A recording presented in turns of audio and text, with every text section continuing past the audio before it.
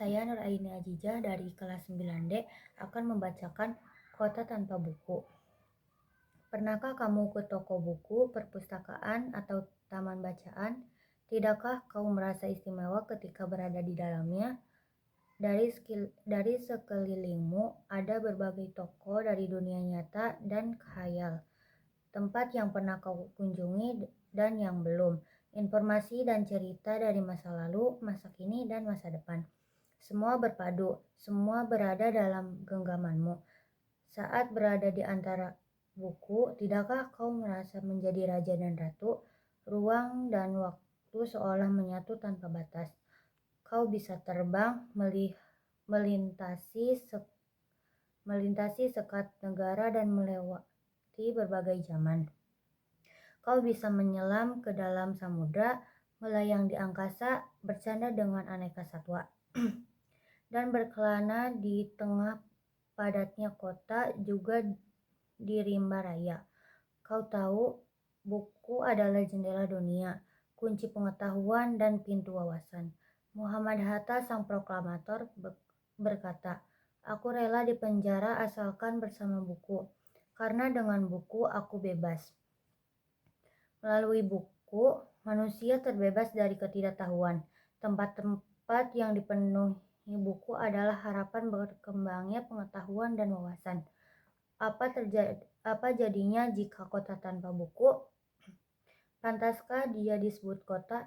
Di kota itu mungkin kabar datang dari sumber lain, dari koran, televisi, atau internet. Mungkin informasi dan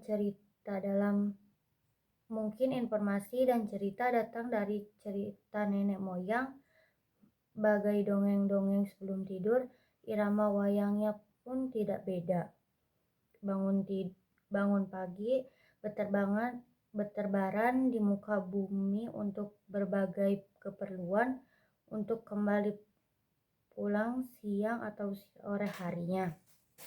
Setelah itu mereka berangkat tidur dan melalui hari berikutnya.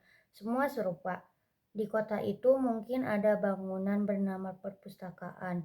Di dalamnya buku-buku berderet dalam rak yang tak terjamah. Tiada tangan meraih dan membuka halaman demi halaman dengan sukacita.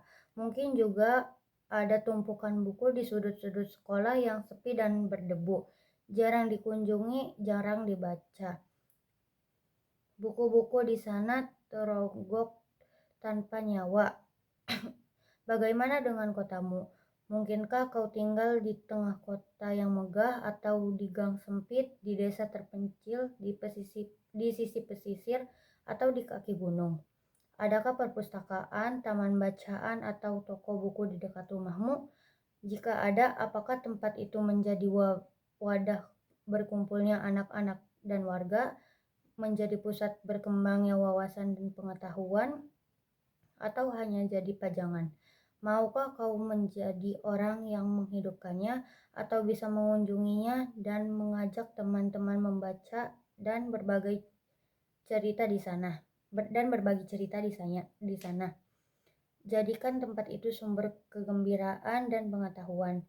Jika tempat itu belum ada, maukah kau menjadi orang yang mulai menghadirinya, atau bisa memulainya dari sebuah sudut di teras rumahmu? Ajak teman-temanmu memulai langkah baru. Jangan biarkan waktu berlalu tanpa buku. Siapapun dirimu, bersahabatlah dengan buku.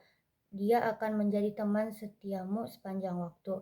Sekian dari saya, kurang lebihnya mohon maaf.